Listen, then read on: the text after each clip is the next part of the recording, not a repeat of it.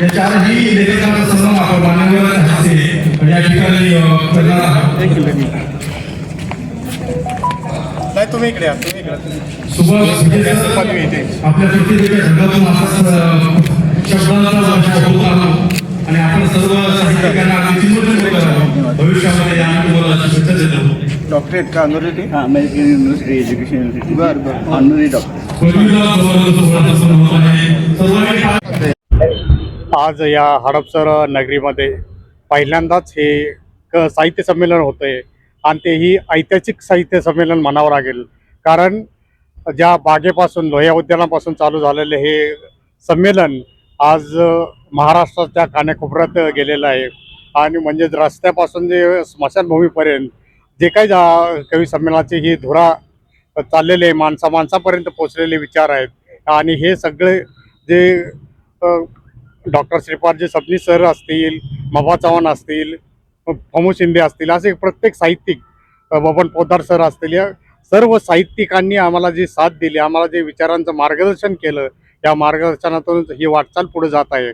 आणि असंच वाटचाल करत साहित्यातून समाज प्रबोधन कसं घडेल हे साहित्य सम्राट या मार्गाने वाटचाल करेल.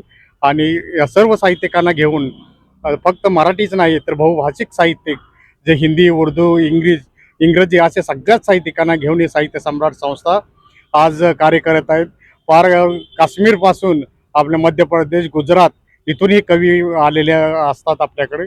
आणि त्या बहुभाषिक कवितेसाठी कारण आपला एकच विचार होता की साहित्यिकांचे विचार हे संतांचे विचार असतात, एकीचे विचार असतात आणि सगळ्यांचे चांगले विचार असतात. आणि म्हणून साहित्यिकांचे विचार एकमेकांना मिळावे, त्यामुळे बहुभाषिक जर साहित्यिक एकत्र आले तर कुठलंही वनवासी साहित्य असेल, महिलावादी साहित्य असेल, असा भेद न राहता आपलं साहित्य हे साहित्य सम्राटासारखं थोर राहील, विचारांनी थोर होईल आणि प्रत्येकजण सम्राटासारखा शोभून दिसेल आणि साहित्य निर्माण करेल.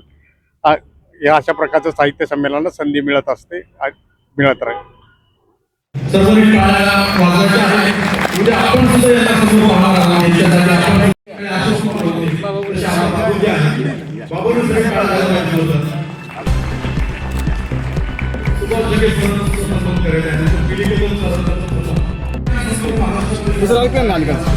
बोर्डिंगमध्ये बरोबर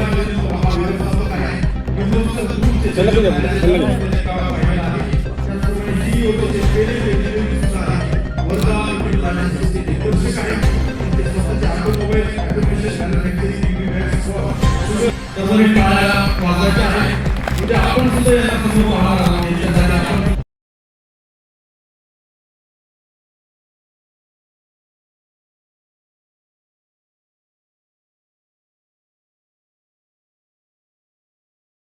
सर्व टाळ्या वाजवायच्या आहेत.